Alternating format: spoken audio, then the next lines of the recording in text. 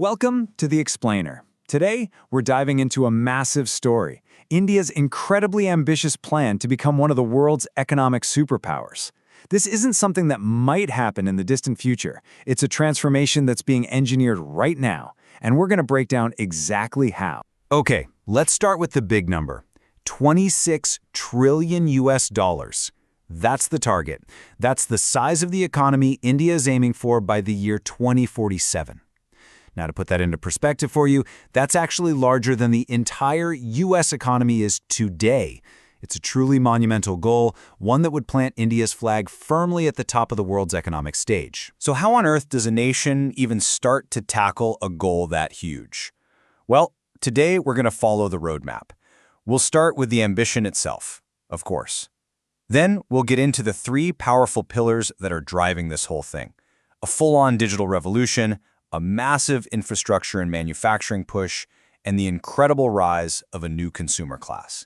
And finally, we'll step back and ask, what does all this mean for the rest of the world? All right, let's kick things off with that central ambition, the journey to a $26 trillion economy. You know, it isn't just about growth. It's about a fundamental root and branch transformation of the country. And that really is the key question, isn't it? This isn't about just sitting back and hoping for the best. Nope. This is a story of deliberate, strategic, and frankly, brilliant engineering. So let's take a look under the hood at the machinery they're building, starting with the absolute foundation of it all, the country's digital infrastructure. So here we are, Pillar 1. And you could argue this is the most transformative piece of the puzzle. We're talking about India's pivot to becoming a digital-first nation. And this isn't just about having cool new apps on your phone. This is about completely rewiring the plumbing of the entire economy. Get this. Just stop and think about this number for a second. In 2022, India, just one country, accounted for 46%, nearly half, of all the real-time digital payments that happened on the entire planet, not just in Asia, the whole world. I mean, that one statistic tells you just how profoundly the very nature of money has changed in India. And the engine behind that staggering number? It's something called the Unified Payments Interface, or UPI. It's this incredibly simple, universal system that has just seen explosive, off-the-charts growth.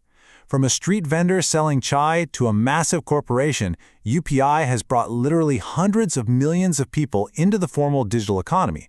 It's processing billions of transactions every single month. It's a real game changer. And this digital rewiring, it goes way beyond just payments. The fintech adoption rate is a world-leading 87%. The government is pouring hundreds of millions into a national AI mission to build the tech of the future right at home. And of course, global giants have taken notice. They've set up over 1,500 R&D centers, basically turning the country into a global brain hub. All of this is supercharged by the world's third-largest startup scene. You put all these pieces together, and what you get is a powerful, interconnected digital nervous system for the whole economy. Okay, so if the digital world is the nervous system, then the second pillar is the skeleton and the muscle. We're moving from the virtual world to the physical one, a massive push to literally build a new India, focused on high-tech manufacturing and state-of-the-art infrastructure. This quote from the National Policy on Electronics really tells you everything you need to know. It perfectly captures the intent here. This isn't just about making more things. It's about making high-value, complex things and becoming an absolutely indispensable part of the global supply chain. And believe me, they are putting serious money behind this idea. The Production-Linked Incentive, or PLI scheme, it's basically a multi-billion-dollar government program that pays companies to make in India. But it's not random. Nearly 80% of those funds are laser-focused on strategic, high-value sectors like electronics, auto manufacturing, and green energy. It's all very deliberate. And at the exact same time, they're building the physical networks to connect everything together. I mean, just look at the pace here. In just a few short years, you've got major national policies for logistics and connectivity. We're seeing record-breaking highway construction, backed by an incredible $133 billion capital outlay for infrastructure in a single year. The goal is simple: make the entire country work faster, smarter, and more efficiently. So, the big question is, does this strategy actually work? Well, let's use defense manufacturing as a test case. The push for self-reliance has definitely boosted domestic production. You can see that. But here's the really amazing part. Look at the exports. They have skyrocketed by over 400% in just 3 years. That tells you India isn't just making things for itself anymore. It's becoming a serious global supplier in really critical, high-tech fields. So we've got a digital revolution and a manufacturing boom. But who's actually driving all this economic activity? Who's buying all this stuff? Well, that brings us to our third and final pillar, the rise of a nation of consumers. To really understand what powers the Indian economy from the inside out, you have to know this acronym, MSME. It stands for Micro, Small, and Medium Enterprises. We're talking about the local shops, the small factories, the family-run businesses.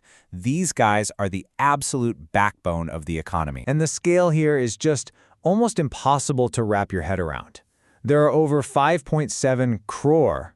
And remember, a crore is 10 million, so that is 57 million registered MSMEs in India. Think about that for a second. And together, they employ over 240 million people. This is the real engine of job creation and income for a huge part of the population. This all creates a powerful one-two punch that's fueling a massive consumption boom. On one hand, people simply have more money in their pockets, thanks to a growing middle class and pretty low inflation. And on the other hand, it's easier than ever before for them to get credit. Loan demand is way up, which means people can finally finance their dreams, whether that's a new car, a new business, or a new home. And you can literally see the results of this in people's aspirations. Just look at this. In 2023, sales of luxury homes, and we're talking about properties worth over $500,000, they surged by 75% in a single year. Now, while that's still a small piece of the total housing market, that kind of incredible growth is a really powerful signal of rising wealth, confidence, and a consumer class that is ready and eager to spend. So, let's put it all together. You've got a digital-first economy, a powerful manufacturing hub, and a massive, aspiring consumer class. What happens when these three incredibly powerful forces all combined and start firing at once? Well, the plan for the near future is incredibly specific. These aren't just vague hopes, they are concrete, targeted goals. A $300 billion electronics manufacturing sector, doubling IT services revenue to $500 billion, massive expansion in pharmaceuticals and biotech. You see, every key sector has a big, bold number attached to it. Which brings us to our final and I think most provocative question. As these pillars, the digital, the manufacturing, and the consumer engines, continue to strengthen and fire in perfect unison, are we watching, right now, the birth of the world's next truly indispensable economic power? Well, that is the story to watch. Thanks for joining us on The Explainer.